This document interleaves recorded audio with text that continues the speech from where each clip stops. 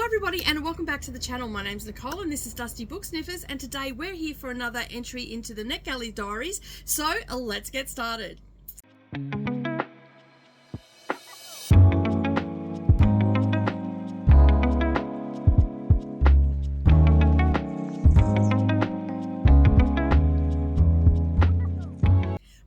Good evening everybody and welcome back to the channel. Thank you for taking some time out of your day and spending it with me while I prattle on about some of the books that I've been reading off my NetGalley shelf. And as you are all aware, I have been trying to catch up with the mountain of books that I have on there, and I'm slowly whittling it down. Alright, I have not actually been approved for anything because I haven't requested anything in a while. The ones that I have requested for, I've obviously been passed over. They haven't rejected. They haven't confirmed or not confirmed at this point. There's been a few that I didn't get, which is fine.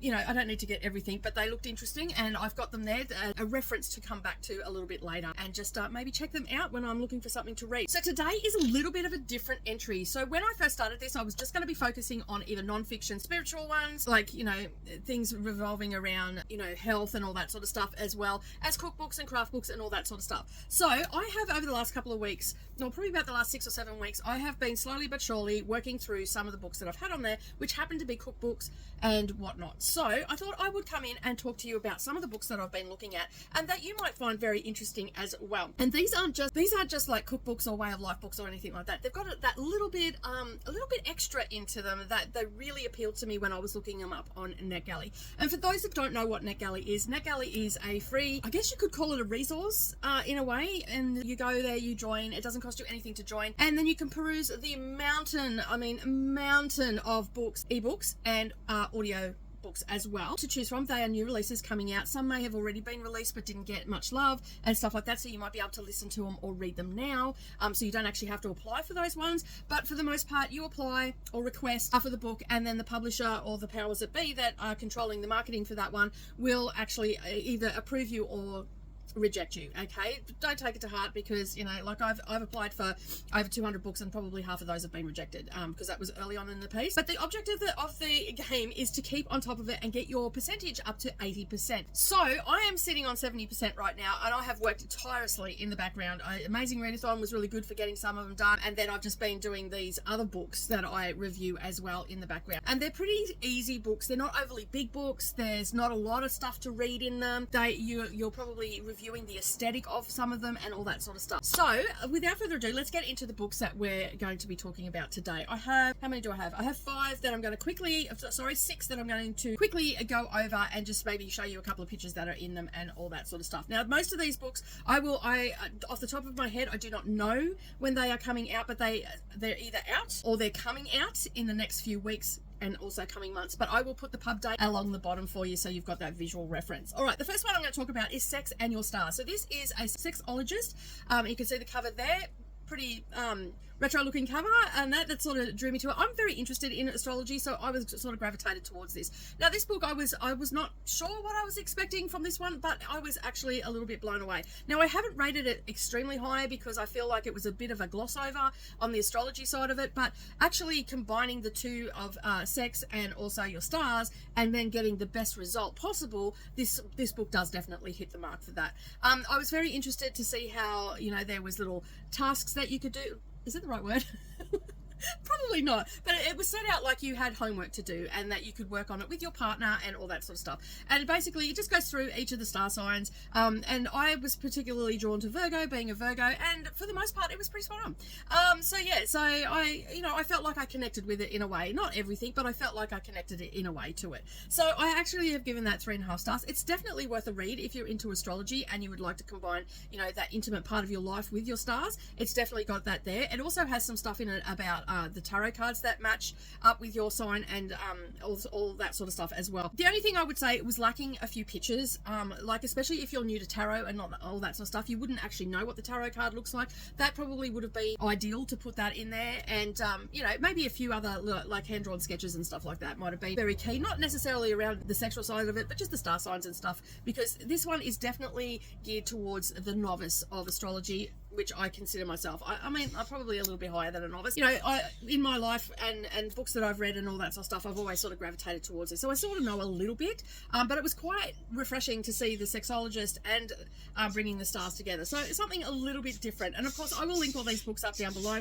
Sorry about the birds. They are the grumpy birds of the neighborhood, and they get cranky whenever there's a cat around. So my cats are outside playing at the moment, and they're way up in a tree, so I do apologize for that. That one was really good. I was very interested in it. It is a long, it's not a long book by all means, but it is, like, if you wanted to read the whole thing and study all the stars, then you've got a number of pages to read and all that sort of stuff. And it feels a little textbooky in a way, but it's very interesting once you get into it. Once you've read it, you probably could use it as a reference book. All right, the next one that I'm going to talk about is the Bean book. Now, I was very drawn to this because right now I am transitioning back into a vegetarian diet. Purely because of cost of living and all that sort of stuff, and it was really good to get, and I love eating beans, but I also run out of recipes and don't want to eat the same thing over and over again. So this is what drew me to the Bean book. As you can see, the cover is absolutely beautiful, and a few of the pictures will scroll through of the of inside the book for this one.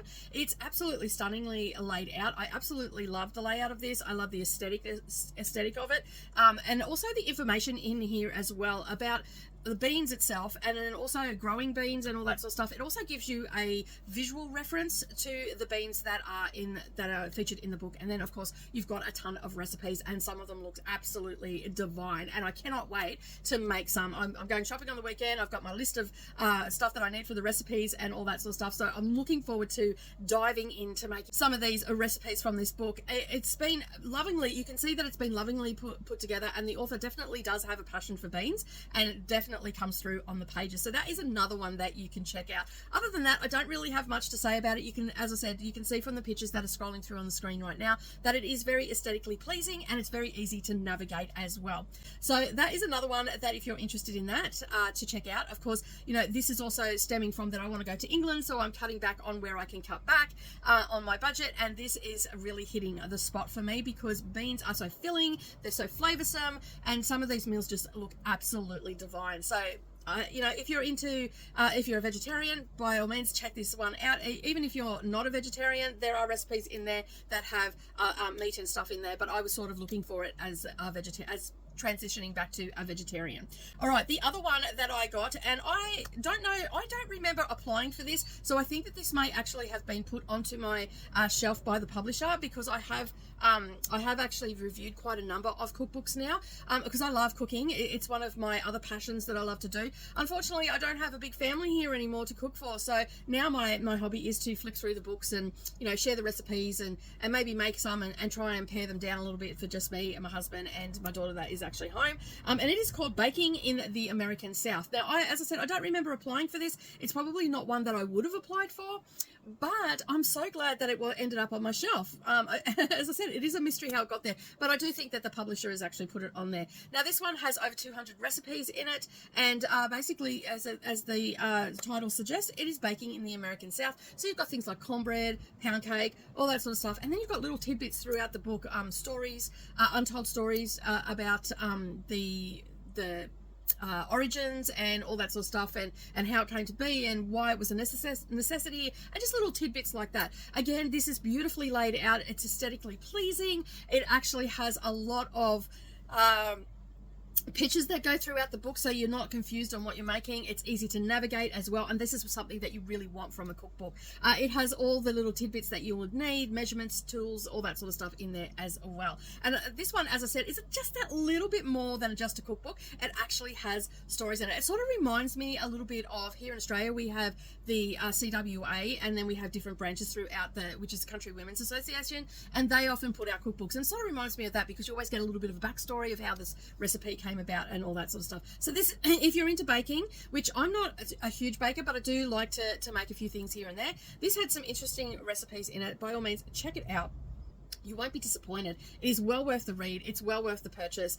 And as I said, as these are some of the books that are coming out throughout the year, I will put down the links where you can pre-order these, and you can go and have a bit of a look for yourself and whatnot. All right, now this is a little bit of a different one. This one's called Gothic Life. Now this is, I didn't know exactly what this was, but I gravitated towards this book because my daughter loves, you know, skulls and very gothic vibe sort of stuff, and she likes that sort of stuff, and I thought, you know what, this might be a good present to get for her. So I had a bit of a look, and I'm definitely going to buy it for her because I think that she'll really like it. It's got some how to make things and how to decorate your room, and it's all about the Gothic lifestyle, because it's not just the clothes that you wear, it is actually a lifestyle. This is actually in the home, so it's not only talking about, you know, the Gothic lifestyle out and about and all that sort of stuff, but it's also talking about how to decorate your home. So basically we've got different things in there. There's a couple of things that I would really love to make. One of them is the lamp, and the other one is a little side table for in the library, so you can see the pictures coming up. Now this is absolutely stunning, and it gives you the instructions on how to make it as well. Basically this one, as I said, it has a ton of stuff in there, a ton of information. The author goes into somewhat of depth into the lifestyle and all that sort of stuff, but this one again is a feast for the eyes, I would say it is, because if you're into that, you're going to absolutely love it. It's very dark. It shows you how to do things, how to set things up, how to make little nooks and all that sort of stuff, so you can bring a little bit of that Gothic life into your own home. All right, so that is pretty much all I've got to say on that one. As you can see, the pictures are absolutely stunning, and all these books I have given 4 and 5 stars to. So this one I actually gave 4 stars to. It wasn't quite a 5-star book, but still it was quite up there. It probably could go a 4.5, but I mean, the cookbooks I've given basically 5 stars to, because they have been just so beautifully presented and whatnot. All right, the next one I'm going to talk about is Dragtail, sorry, and basically this is a cocktail book, and this one again has more than just the cocktails in it. Now my copy that I had looked like it had AI generated cocktail pictures in it, which was fun in itself because they looked absolutely fabulous, to say the least. They were all dressed up to the nines, these little cocktails that they made, but as you go through the book, you get to learn about why it's come about, and how to make it and all that sort of stuff. Again, it is aesthetically pleasing apart from the AI pictures in this, but just going through all the cocktails and all that sort of stuff, there's quite a few that I would like to actually make that I haven't seen before. There's a few tequila based ones, which if you have been around for a while, you know tequila is my favorite poison, and so basically I just had a fun time reading about how they come about, who created them. There was a few bits and pieces in about that. Just seeing the layout of the book as well was quite aesthetically pleasing, very easy to navigate, very easy to understand, and all that sort of stuff as well. And this one, just on you know, the aesthetics and everything like that, the AI pictures sort of dragged it down a little bit, and I don't know if that's going to be the final result. It could have been just for the arc. So I'm hoping that even if they don't do actual photography for them and dress them up how they are in the book, that's perfectly fine, because the AI has done a fabulous job anyway. But they do look quite like a fun time, and I would love to have a cocktail party and invite all my friends around and actually have some fun with this book. I've actually given it 4 stars because it's not something that I've seen before. Not that I've looked at a lot of cocktail books, but yeah, it looks like it's going to be a fun time when I do finally get around to having that group of friends come around and we make all the cocktails. I can see the next retreat being very messy, to say the least. All right, my final one that I'm going to talk about. Now, this one I've left till last for a reason, because this one is a cocktail book and a history book as well, and I absolutely adore this book. I've actually given this one a 5-star rating. It is absolutely divine. It's got all the cocktails that you can want, and they are it's called Hauntingly Good Spirits, and the reason that it's called Hauntingly Good Spirits is because it is set in New Orleans, and then we get a lot of history about the haunting and the spooky things of New Orleans, and we go through the different types of drinks and all that sort of stuff. You can see some of them coming up on the screen right now, and it is a fun time. I had a lot of fun reading all the different bits and pieces about somewhat of the history of New Orleans and the spookiness and all that sort of stuff, and you know, the jazz funerals and the cemeteries and all that sort of stuff was in there. And some of the cocktails that are made in here, they tell you where they originated, how they came about, and all that sort of stuff as well. So it's not just a cocktail book, it has actually stepped it up a notch and thrown in some creepy spooky sort of history in there, which would make for a good cocktail party, you know, centered around maybe Halloween or something like that. Maybe, you know, anything to do with the creepiness, or you could just have a cocktail party, and have all that going on anyway. So I had a lot of fun reading these different books. I've now reviewed them over on Goodreads and whatnot as well. And so you've probably seen some of those reviews if you're following me on Goodreads, and I've also reviewed over on NetGalley. So that has got my score up to 70%. I still have another 4 or 5 crafty books that I need, craft and food books that I need to review. But once I've reviewed them, I'll come in and share with you another, not so novel diary entry for the NetGalley Diaries. All right, that is it for me today. I hope that you enjoyed this little taste test of the books that I show you. The links are all down below. Of course, some of these are going to be pre-orders and all the rest of it, but I had a fun time reading them, and I'm sure if you enjoy cooking or making cocktails or even just exploring different books other than novels, then you will have a fun time with all of these books. Your taste buds are going to be in for a delight. All right, I'm going to get out of here. I've got sprints about to start, so I will see you all again soon. But before you go, don't forget to come over and check out Dusty Book Sniffers Patreon, the Friend Zone, and we've got 3 tiers over there. There's something there for everybody, and that helps support the channel. But if you can't do that, that's fine too. Just watching this video, hitting that like button, and making sure that you subscribe also helps support my little channel here as well. And I do thank each and every one of you that can show me continued support each and every week. And as always, keep turning those pages, and I'll see you in the next video. Bye for now.